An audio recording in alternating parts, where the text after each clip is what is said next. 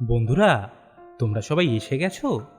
এবার তোমরা চুপ করে বসো, আমরা আমাদের ঝুলির থেকে গল্প বের করি। আপনারা শুনছেন আমাদের ঝুলি, গল্পে গল্পে সময় কাটে। পাইরেসি দণ্ডনীয় অপরাধ। অনুগ্রহ করে পাইরেসি করবেন না, পাইরেসি সাপোর্ট করবেন না। এই গল্পের যে কোনো ধরনের পাইরেসির বিরুদ্ধে আইনত ব্যবস্থা নেওয়া হবে। এই গল্পের সকল সত্য লেখকের নিজের। ধূমপান, মদ্যপান এবং যে কোনো রকমের মাদক দ্রব্যের সেবন স্বাস্থ্যের পক্ষে ক্ষতিকর। কোনো ধর্ম, জাতি, পেশা বা জীবিকাকে অবমাননা করা বা হেয় প্রতিপন্ন করা আমাদের উদ্দেশ্য নয়। আশা করি গল্প শোনার আনন্দে শ্রোতারা এই বিষয়টিকে মানিয়ে নেবেন। আজকে আপনারা শুনবেন অর্ণব মুখোপাধ্যায়ের লেখা সে তো তোমারই উপন্যাসিকার চতুর্থ পর্ব।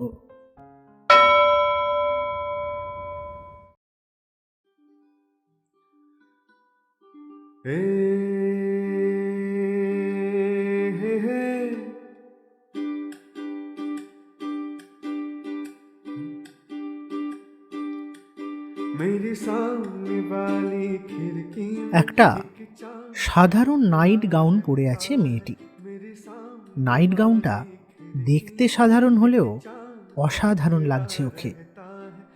ওর নাম যে দিতিপ্রিয়া, সেদিন অবধিও জানতাম না আমি। আমার ফ্ল্যাটের ব্যালকনি থেকে ওদের জানালা 10 থেকে 15 পায়ের হাঁটা দূরত্ব। ওরা এই আবাসনে এসেছিল মাত্র কয়েক সপ্তাহ। যাই হোক, বন্ধুদের সহায়তা তথা শয়তানিতে তো গান গাওয়া হলো বটে, কিন্তু দিতিপ্রিয়া কি বুঝতে পারেনি আমার ভালো লাগার কথা? কি গম্ভীর রে বাবা! না, গম্ভীর তো আমিও, কিন্তু বিচারের যুপকাষ্ঠে মানুষ নিজের বেলায় কাউকে ছাড় দেয় না, অন্যের বেলা ছাড় খোঁজে। आँखों की दिन रात के दुखरा रहता है। मेरे सामने वाली खिड़की में एक चांद का टुकड़ा रहता है। मेरे सामने वाली खिड़की में एक चांद का टुकड़ा रहता है। কে হে তুমি? আমি দিবাকর। ও তাই বুঝি? এখন এখান থেকে সরো, বিরক্ত করো না। ম্যাডাম জানতে পারলে বকবে আমায়। ওফ, তোমার ওই এক ম্যাডাম। এই এই শোনো না, সায়নী, সায়নী, ও সায়নী, আই লাভ ইউ। ইস, নিজের থোবড়াটা দেখেছো কখনো আয়নায়? আরে ধুর, এই যুগে স্মার্ট ক্যামেরা থাকতে কেউ আর আয়নাতে মুখ দেখে নাকি? বাবা, এই শোনো না সায়নী, ও সায়নী, আই লাভ ইউ। এই বে করবে আমাকে? প্রেম যদি ভাগ্যে থাকে তাহলে তা ঝুপড়ির মধ্যেও রোম্যান্টিক লাইট, মানে ওই যাকে বাংলায় বলে প্রণয়ের আলো, তা জ্বালতে পারে। না, আমার জীবনে প্রেম তাহলেও তা উদাসীন মেজাজে। দিতিপ্রিয়ার একটা জিনিস এখন আমি খুব মিস করি, ওই খুব কথা বলতে ভালোবাসতো, নিজের মনের খুঁটিনাটি সবটা শেয়ার করত।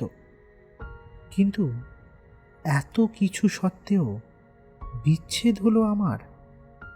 হায় রে! কিন্তু ওই যে আমাকে বলেছিল আমার সর্বস্ব লুট করে নেবে।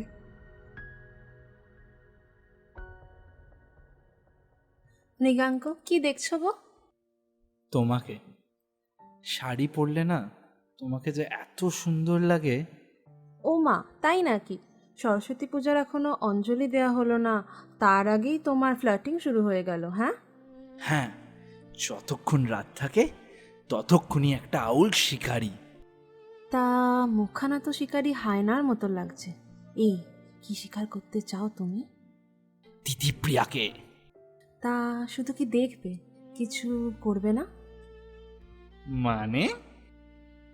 আধা শীতের মাঝে আমার শরীর গরম হয়ে উঠল দিদিপ্রিয়ার উষ্ণতায়। দিদি আমাকে জড়িয়ে ধরেছে।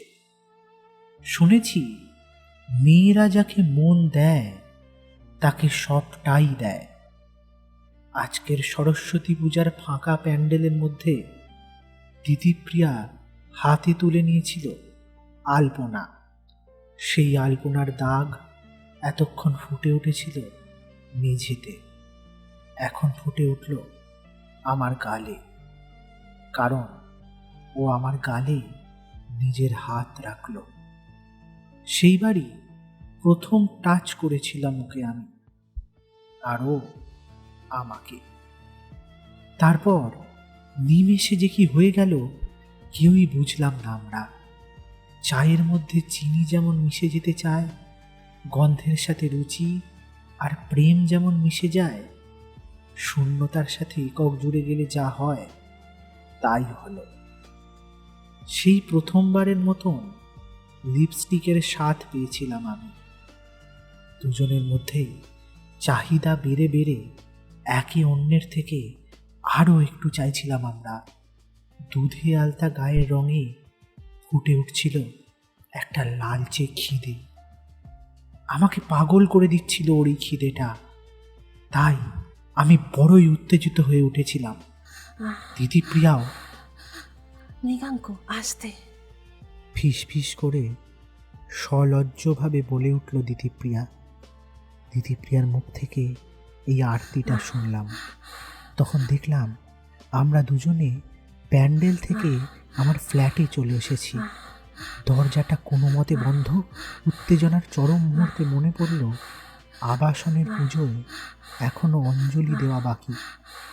জুনিয়র ডক্টর শেখর এখন তার পছন্দের নারীর সেবায় ব্যস্ত। নিজেকে খুব সুখী মনে হলো, কিন্তু এরপর যা ঘটে গেল তা আকস্মিক। দিদিপ্রিয়া, আমি কি সত্যিই কোনো ভুল করেছি?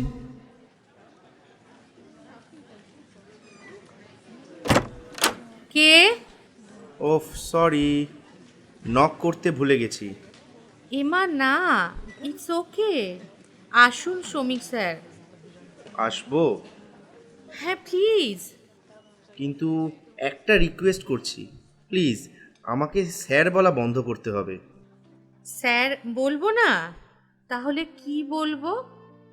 শ্রমিক, শুধু শ্রমিক। সরি, মানে ডক্টর, মানে আপনি কি বলছেন? বুঝতে পারছো না তো প্রেয়সী?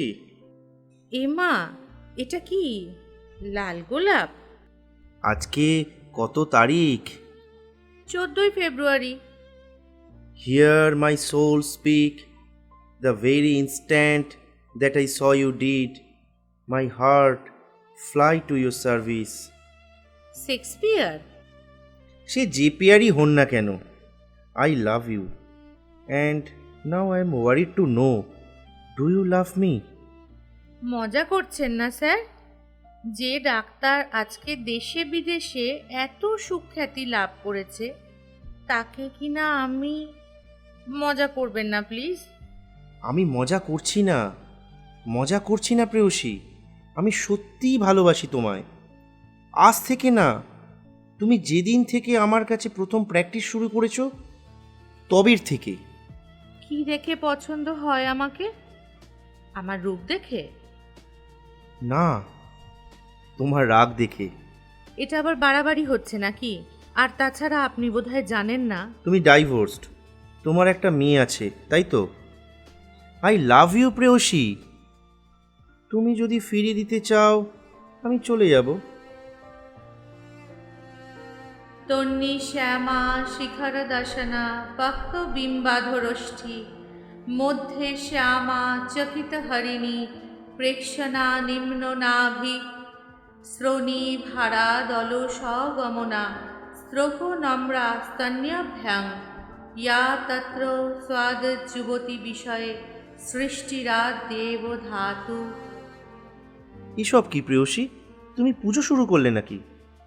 মনটাই সব, আর ভালোবাসলে মানে আমি তোমাকে সপরিবারে মেনে নিতে চাই। পূজা? হ্যাঁ, তাই বটে, তবে এটা কবিতার পূজা। কবিতা?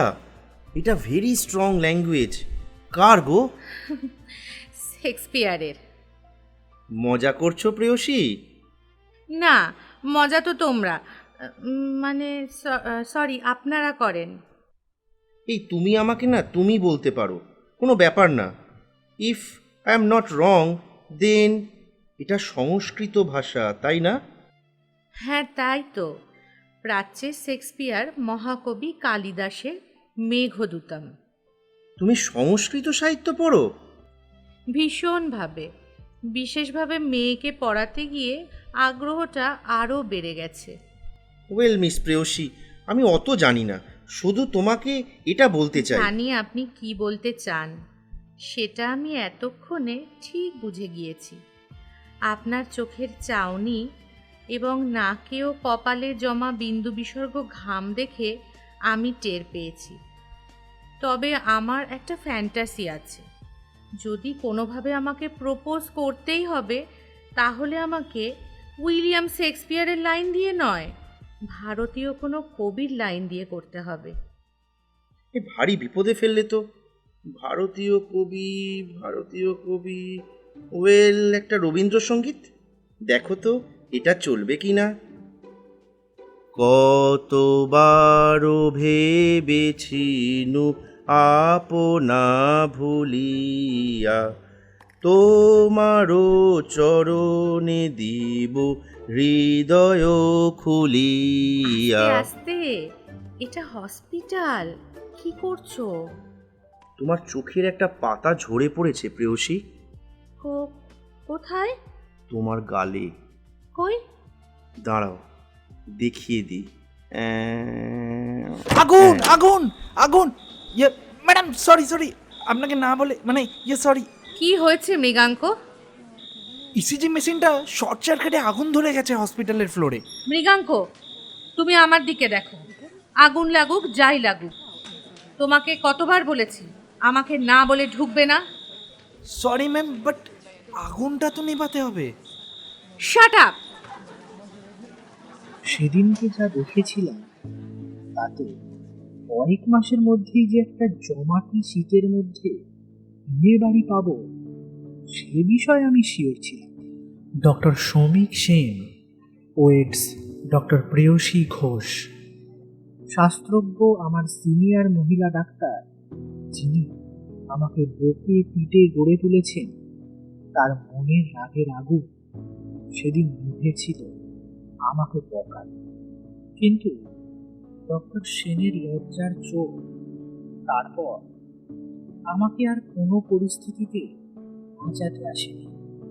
সত্যি বলতে আমি যে এতটা চাইল্ডিশ হালকাত করি সেটা বোধহয় টের পেয়ে আশীর্বাদের হাতটা আমার মাথায় রেখে যাকে বলে ওই অদৃশ্য বা ট্রান্সপারেন্ট করে দিয়েছে। আগেই বলেছি, রাকিব হল হোমিওপ্যাথিক ডক্টর। আমি নিজের চেম্বার তখনও খুলি, ডক্টর প্রেয়সী ম্যামের হসপিটালেই বসি আর মেডিকেল কলেজে প্র্যাকটিস, আর মাঝে মধ্যে কিছু অদ্ভুত কাণ্ড ঘটায়। কিন্তু ডাক্তার বন্ধু রাকিব নিজের চেম্বার অলরেডি খুলে ঝাঁকিয়ে বসেছে। ডক্টর প্রেয়সী ঘোষ আর শ্রমিক সেনের ব্যক্তিগত প্রহরে আমার ফায়ার ব্রিগেড মার্কা সতর্কতা বারবেলার গৃহপ্রবেশের মতো দোষ পেয়েছে। আমাদের দেশে এই এক জিনিস আছে যেখানে ফাইন্যান্সিয়াল, টেকনোলজিক্যাল, ইথিক্যাল ডেভেলপমেন্ট কম, সেখানে মেন্টাল ডেভেলপমেন্ট বেশি। তাই স্বদেশী আর বিশেষ করে বাঙালিরা বড্ড বেশি স্বভাবে আর আবেগীয়। কেউ যদি চুপ করে নিজের মতন থাকে তাতেও আমাদের মনের জ্বালা, যদি প্রচণ্ড উদ্যমভাবে কিছু করে তাতেও জ্বালা কম নয়। মোট কথা, যে কিছু করতে চাইছে তার দিকে সমস্যার বারুস্তু হুশ করে জ্বালিয়ে তোলা আমাদের অভ্যাস। যাকে কোনো বকুনি, নিন্দা ইত্যাদি মনেতে একটা দাগ টানে, সেইবারের ম্যাডামের বকুনি আমার মনের ওপরও দাগ কেটেছে। তাই শান্তি বিধানের জন্য সেবারের মতন রাকিবের চেম্বার বেছে নিলাম।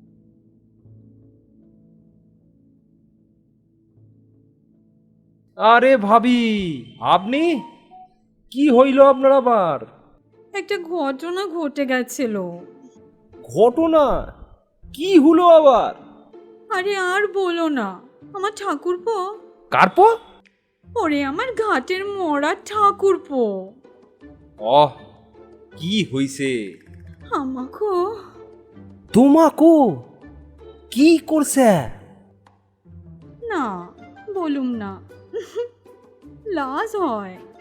আরে বলিবেননি যখন এলেন কেন? আমি রাকিবের দিকে তাকিয়ে ও আগত রোগীর পায়ের পাতা থেকে মাথার চুল অবধি আপাদমস্তক দেখে আমার দিকে ঘুরল। ও ঘুরে যেন কিছুর সমাধান খুঁজছে আমার দিকে। আমি কোনো কথা না বলে মুচকি মুচকি হেসে পরিস্থিতির মজা নিচ্ছি। এটা দেখে ও আবার সেদিকে ঘুরে পড়ল। ঘুরে আবার নিজের পেশেন্টের দিকে বলল, ভাবি, আরে লজ্জা পেলে হইবে। আরে কি হয়েছে বলেন? সে পেশেন্ট এবার আমার দিকে একবার তাকিয়ে হোমিওপ্যাথিক ডাক্তার রাকিবের দিকে ঝুঁকে পড়ে বলল, আমার দেওর আমার দেওর আমার দেওর আমায় সোমা দিছে। আমি দূর থেকে রাকিবের দিকে তাকিয়ে যা দেখতে ও শুনতে পেলাম, রাকিব ওনার উত্তর শুনে প্রথমে জোরে কি চুমা দিছে বলেই সেকেন্ডের মধ্যে পেশেন্ট কনফিডেন্সিয়ালিটি মেনটেন করার জন্য আবার আস্তে হয়ে বলল, ভাবি, আরে কোথায় দিছে? প্রথমে গালে, তারপর মুখে, তারপর তারপর তারপর ঠোঁটে। উফ, তারপর? জানি না, জানতো, লজ্জা করে তো। ব্যাপারটা আমার বিরক্ত লাগছিল, কিন্তু রাকিব বেশ এনজয় করছিল। বন্ধু হিসাবে আমার একবার ইচ্ছা করছিল পেপার ওয়েটটা ওকে ছুঁড়ে মারি, কিন্তু লোক সমাজে এটা মানাবে না বুঝে ভাবছিলাম কিভাবে পরিস্থিতিটা এসকেপ করা যায়। কিন্তু আমি আধা নাস্তিক আধা আস্তিক হলেও এখানে থ্যাঙ্কস টু গড যে একটা ঘটনা ঘটে গেল। রাকিবের তখন ওসব কম্পাউন্ডার টম্পাউন্ডার লাগতো না, ও জাস্ট একাই 100 টাইপের ছিল। কিন্তু এতে সমস্যা একটাই, কেউ যদি হুট করে ও চেম্বারে ঢুকে আসে তাহলে আটকাবার কেউ ছিল না। ও দাদা, ও রাকিব দা, রাকিব দা। রাকিব মগ্ন ছিল বৌদিবাজিতে। ভিজিটেন্ট কাম নিউ কামার যে চেম্বারের মধ্যে ঢুকে আসবে সেবার সে তা বোঝেনি। তাই রাকিব চমকে গিয়ে বলে উঠল, হ্যাঁ, কে কে রে বাবা? আরে আমি গো, বেগুন। আমি দেখলাম ফাঁকা মাথায় চকচকে টাকের মাঝে কয়েক গোছা রুক্ষ চুলওয়ালা স্লিম ফিগারের একজনকে। আরে বিদেশি গাড়িটা কার? বাইরের লোক বলে তোমাদেরই, সহাতে বলো। এই রে, আমার ল্যাম্বরগিনি অ্যাভেন্ডার এসভিজে যা ফ্রান্সে যাওয়ার আগে ওষুধের কোম্পানি আমায় গিফট করেছিল, সেটাকে বকুনির ধাক্কায় ভুলেই গিয়েছিলাম।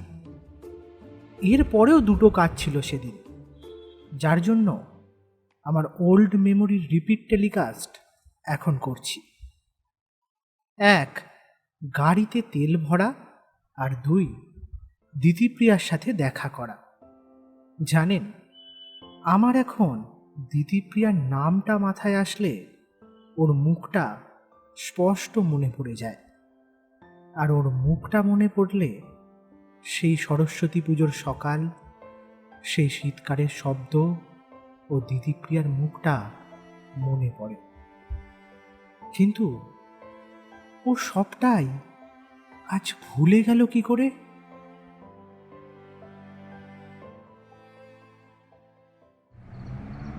এই দাঁড়াও দাঁড়াও। কি হলো শেখর? এই তো দিদিপ্রিয়ার দৃষ্টিজ্যোতি আই ক্লিনিক। আমার চিৎকারে গাড়ি দাঁড় করিয়েছে আমার ড্রাইভার। আমি মহা ডিপ্রেশনের শিকার তা বুঝতে পারছি এবার।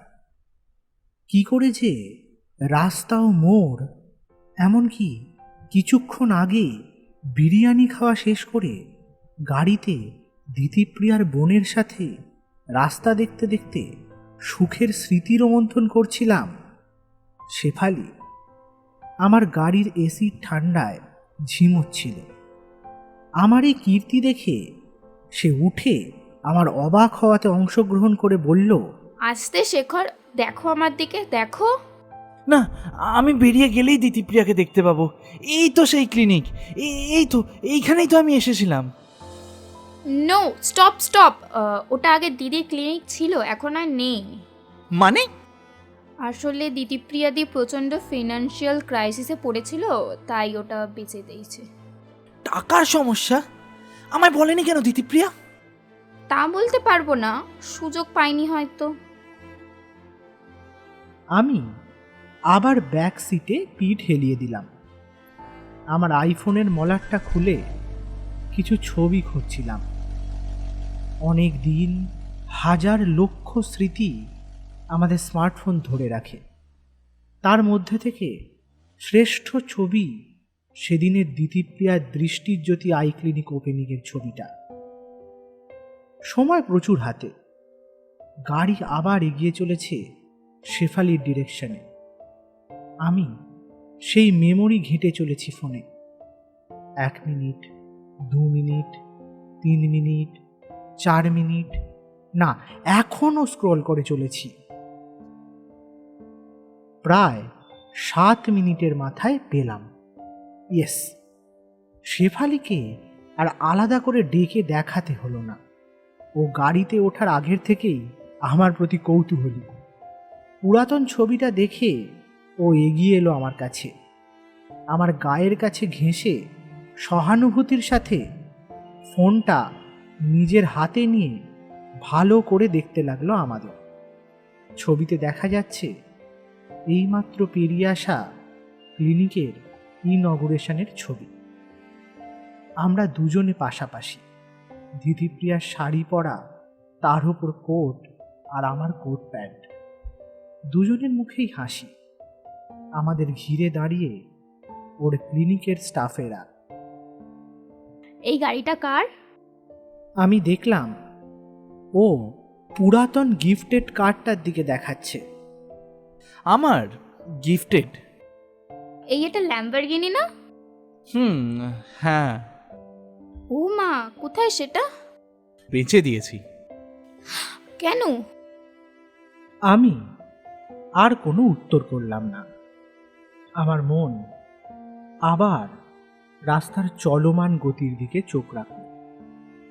এই চলমানতা আমার ভালো লাগছে। পলকে পলকে কেমন এগিয়ে চলেছি, একটা পরিবর্তন হয়ে চলেছে জীবনে। সেদিনের স্মৃতি আবার মনে করিয়ে দিল শেফালি। সেবার রাকিবের বৌদিবাজির জ্বালা আর বেগুনের শান্ত প্রতিবাদে হোমিওপ্যাথি চেম্বার থেকে এক্সিট নিয়ে আমার প্রথম কাজ ছিল পেট্রোল ভরা। কিন্তু তারপরের কাজ দিদিপ্রিয়ার সাথে দেখা করা। পেট্রোল ভরে ড্রাইভ শুরু করলাম। দিদিপ্রিয়া ওয়েট করছে সেটা আমি জানি, কিন্তু পথে হলো একটা বিপদ। রাস্তায় চলেছি, এমন সময় পড়ল একটা বাম্পার। গাড়ি স্লো করলাম। কিছুটা এগিয়ে বাম্পার পেরোবে এমন সময় হলো এক কাণ্ড। গাড়ি এগোচ্ছে না, ঘস ঘস করে শব্দ হচ্ছে কেবল, যেন কিসে আটকে গেছে। এমন সময় একটা কথা মনে হতে আমি চমকে গেলাম। আমি মাঝ রাস্তায়, যেই না ভাবার সময় পাই, একটা বিকট শব্দ। স্টিয়ারিংয়ের সামনে থেকে এয়ার ব্যাগটা বেরিয়ে আমার মুখটা বাঁচালো, কিন্তু আমি অজ্ঞান। মনে মনে আন্দাজ করলাম ভারতীয় বাম্পারে বিদেশি গাড়ির বনেট আটকে গেছে বোধহয়। কিন্তু ভাবলে আর কি হবে, আমি আর হাত পা নাড়াতে পারছিলাম না সেদিন। একবার বোধহয় মনে পড়ল দিতিপ্রিয়া অপেক্ষা করছে আমার জন্য, কিন্তু ধীরে ধীরে আমি পুরো সংজ্ঞা হারালাম।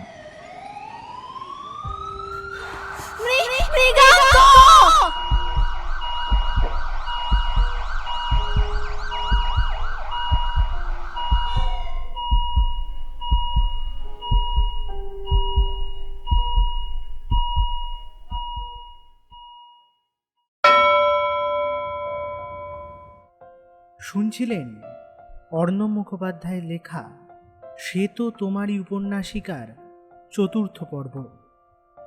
গল্প পাঠে সরজিৎ ঘোষ, দিবাকরের চরিত্রে সাম্য ব্যানার্জি, সায়নীর চরিত্রে পূজা ব্যানার্জি, দিতিপ্রিয়ার চরিত্রে উর্মিতা দে, ডক্টর মৃগাঙ্ক শেখরের চরিত্রে সাত্তকী ঘোষ, ডক্টর প্রেয়সী সেনের চরিত্রে ডক্টর ঝুলন কাঞ্জিলাল, ডক্টর সমীর সেনের চরিত্রে ডক্টর অয়ন চ্যাটার্জি, রাকিবের চরিত্রে অভিক জেঠি, ভাবির চরিত্রে গায়ত্রী চৌধুরী, বেগুনের চরিত্রে বিপ্লব কুমার দাস, শেফালির চরিত্রে সায়ন্তিকা দে, আবহ সঙ্গীতে হিমাদ্রি পাল ও সাত্তকী ঘোষ।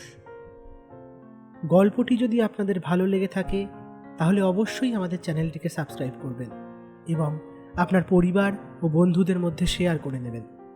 ফেসবুক, ইনস্টাগ্রাম সহ আমরা বিভিন্ন সোশ্যাল মিডিয়ায় উপলব্ধ, সেগুলিতে আমাদের ফলো করবার জন্য আমাদের ডেসক্রিপশানে লিঙ্ক আছে, সেগুলি চেক করতে পারেন। আমরা খুব শিগগিরই ফিরে আসব নতুন এক গল্প নিয়ে। ততক্ষণ পর্যন্ত শুনতে থাকুন আমাদের ঝুলি। গল্পে গল্পে সময় কাটে।